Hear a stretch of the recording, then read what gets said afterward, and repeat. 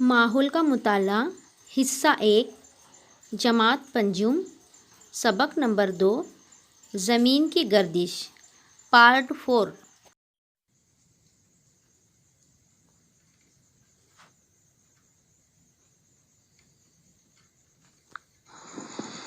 अस्सलामुअलैकुम dear student, कैसे हो आप सभी। मैं Nuzhat Tanveer Ahmed Bagalkote, assistant teacher Maharashtra Urdu high school Kadwai की जानिब से आपका फिर से अपने इस वीडियो में खैर मकदम करती हूँ।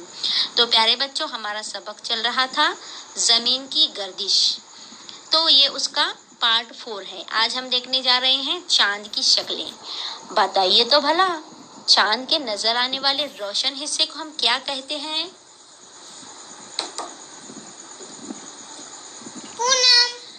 पूर्णिमा को चांद कैसा नजर आता है? गोल और रोशन नजर आता है। अमावस को चांद कैसा नजर आता है? बिल्कुल नहीं दिखाई देता।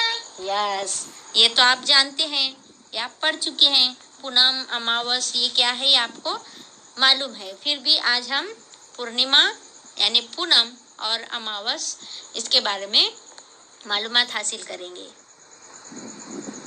अभी मैं आपको एक वीडियो दिखाऊंगी, उसे गौर से देखेंगे तो आपको ये सब कुछ अच्छे से समझ में आ जाएगा। पूर्णिमा, पूनम और अमावस। चांद जमीन के अतराफ गर्दिश करता है और जमीन सूरज के अतराफ गर्दिश करती है, लेकिन ये दोनों मदार एक दूसरे से गुजरते हैं, इसलिए सूरज, चांद और जमीन हमेशा एक ही कतार में हो ऐसा नहीं है।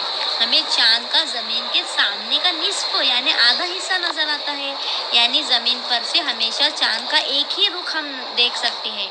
चांद बजाते खुद रोशन नहीं, सूरज की रोशनी चांद पर पड़ने की वजह से वो हमें नजर आता है। पूनम की रात को हमें चांद का जमीन की जानिब का पूरा हिस्सा नजर आता है। अमावस की रात को चांद का कोई हिस्सा नजर नहीं आता। पूर्णिमा से अमावस तक जमीन से चांद का नजर आने वाला रोशन हिस्सा छोटा हो जाता है। अमावस से पूर्णिमा तक चांद की शक्ल दोबारा बढ़ती जाती है। इसे हम चांद की शक्ल यानी अशकाले कमर कहेंगे। देखिए किस तरह चांद घट रहा है और बढ़ रहा है और जमीन भी गर्दिश कर रही है।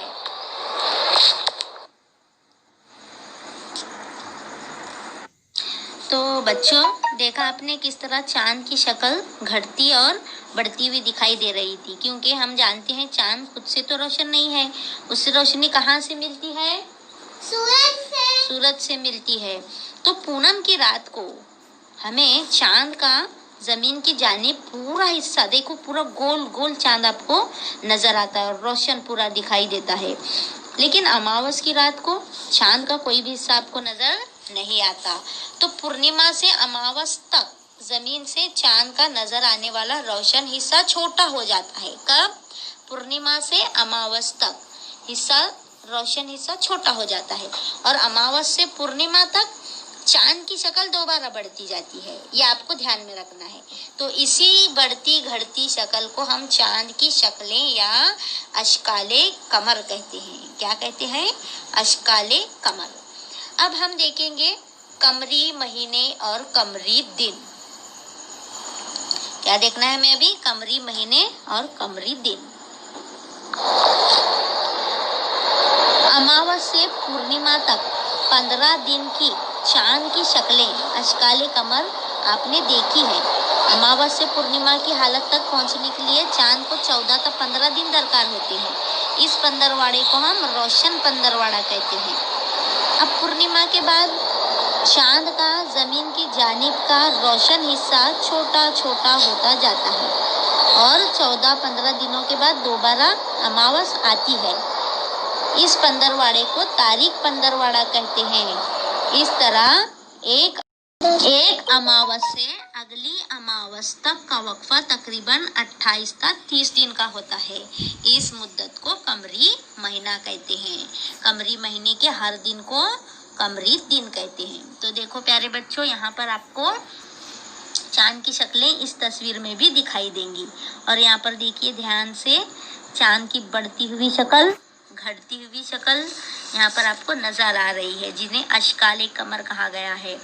अब अमावस पूर्णिमा यानी अमावस से पूर्णिमा, ये 15 दिन यहाँ पर क्या होता है, चांद की शक्ल बढ़ती रहती है, यानी चांद की शक्ल में बढ़ोतरी हो जाती है, बढ़ता है। अमावस से पूर्णिमा के 15 दिनों में बढ़ता है और पूरा गोल आखिर में हमको पूर्णिमा आती है तो रोशन नजर आता है। तो इस 15 दिन को रोशन पंद्रवाड़ा कहते हैं।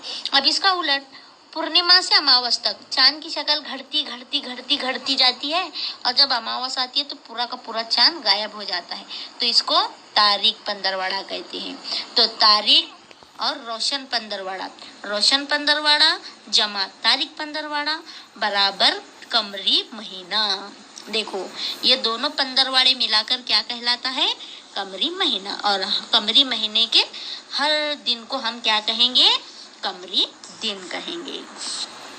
तो प्यारे बच्चों, इस सबक को अच्छे से समझ लीजिए और हमेशा ये जहन में रखिए कि ज़मीन की महवरी गर्दिश की वजह से दिन और रात वाक़े होते हैं। ज़मीन के झुके हुए महवर और ज़मीन की मदारी गर्दिश से मौसमी चक्कर पैदा होता है। 2 बातें देखिए, बिल्कुल 2 बातें आपको जहन नशीन करना है। क्या है, सबसे आसान है, महवरी गर्दिश यानी खुद के गिर्द, ज़मीन खुद के गिर्द घूमती है ना, तो उसकी वजह से दिन और रात बनते हैं। अब ज़मीन खुद के गिर्द घूम रही है और अपने महवर पर झुककर घूम रही है और सूरज के अतराफ भी घूम रही है, तो सूरज के अतराफ घूमती है यानी मदारी गर्दिश करती है तो मौसम बनते हैं। तो ये बात अच्छे से जहन नशीन कर लीजिए।